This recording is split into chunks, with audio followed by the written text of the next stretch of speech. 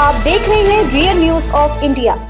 देवेंद्र फडणवीस की जीत को हाईकोर्ट में चुनौती। कांग्रेस ने चुनाव आयोग पर भी लगाए आरोप। कांग्रेस नेता प्रफुल्ल विनोद गुडधे ने महाराष्ट्र विधानसभा चुनाव में मुख्यमंत्री देवेंद्र फडणवीस की जीत में प्रक्रियागत खामियों का दावा किया है। उन्होंने इस मामले को लेकर शनिवार को बॉम्बे हाईकोर्ट की नागपुर पीठ का दरवाजा खटखटाया है। चुनाव के दौरान कई नियमों का पालन नहीं किया। विधानसभा के लिए पिछले साल हुए चुनाव में गुडधे नागपुर दक्षिण पश्चिम निर्वाचन क्षेत्र में फडणवीस से 39,710 मतों से हार गए थे। उनके वकील एबी मून ने बताया कि उन्होंने हाई कोर्ट में याचिका दायर की है क्योंकि चुनाव के दौरान कई अनिवार्य प्रावधानों का पालन नहीं किया गया। कोर्ट से परिणाम को अमान्य घोषित करने का आग्रह किया गया है। पूर्व मंत्री एवं कांग्रेस नेता यशोमती ठाकुर, जिन्हें तियोसा सीट से हार मिली थी, पार्टी के उनके 5 सहयोगियों और एक राकांपा शरद चंद्र पवार के नेता ने भी इसी तरह की याचिकाएं दायर की हैं।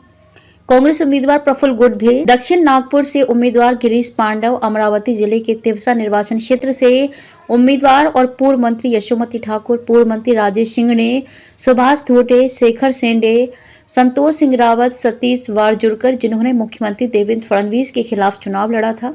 ये याचिका दक्षिण पश्चिम नागपुर विधानसभा क्षेत्र में प्रस्तुत की गई। विधानसभा चुनाव में कांग्रेस को काफी उम्मीदें थी। लोकसभा चुनाव में कांग्रेस महाविकास आघाड़ी को बड़ी जीत मिली है, इसलिए विधानसभा चुनाव में कांग्रेस को काफी उम्मीदें थी। कांग्रेस नेताओं की ओर से भी दावे किए जा रहे थे कि राज्य में महाविकास आघाड़ी दोबारा सत्ता में आएगी, लेकिन चुनाव नतीजों में महाविकास आघाड़ी को बड़ा झटका लगा।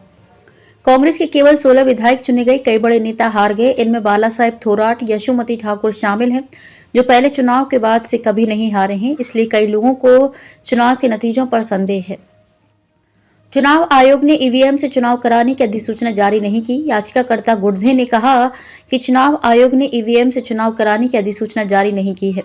चुनाव परिणाम में हारने वाले प्रत्याशियों द्वारा मांगे जाने के बाद भी सीसीटीवी फुटेज फॉर्म नंबर 17 उपलब्ध नहीं कराया गया है। लोग सत्ता में आने वाली पार्टी की ओर दौड़ सकते हैं। गडकरी, केंद्रीय मंत्री नितिन गडकरी ने शनिवार को कहा कि राजनीति पर उनकी राय अच्छी नहीं है क्योंकि इसमें इस्तेमाल करो और फेंको की विशेषता है। उन्होंने कहा कि देश में विचारधारा समस्या नहीं है, बल्कि विचारों का खालीपन एक बड़ी समस्या है। बहुत से लोग सत्ता में आने वाली पार्टी की ओर दौड़ पड़ते हैं। ऐसे विचार और निष्ठा की धारा आखिर कहां जाती है? गडकरी ने कहा कि यदि देश को आगे बढ़ना है, पहले परिवार को विकसित होना होगा। एक घटना को याद करते हुए उन्होंने कहा कि एक व्यक्ति मेरे पास आया। उसने कहा कि वह देश के लिए अपनी जान देना चाहता है। उस समय उसका व्यवसाय विफल हो रहा था, वह दिवालिया हो रहा था। उसके घर पर पत्नी और बच्चे थे। मैंने उससे कहा कि पहले घर का ख्याल रखो और फिर देश का। उन्होंने कहा कि वे छत्रपति शिवाजी महाराज को अपना आदर्श मानते हैं क्योंकि महान सम्राट ने लड़ाई लड़ी और जीती, लेकिन पूजा स्त्रियों को नष्ट नहीं किया और विरोधियों पर अत्याचार नहीं किया। केंद्रीय मंत्री ने कहा कि उन्होंने अपने शासनकाल के दौरान सभी धर्मों के साथ समान व्यवहार किया और वे भारत के सच्चे धर्मनिरपेक्ष राजा थे। वो यहाँ मराठा सेवा संघ द्वारा आयोजित एक कार्यक्रम में बोल रहे थे।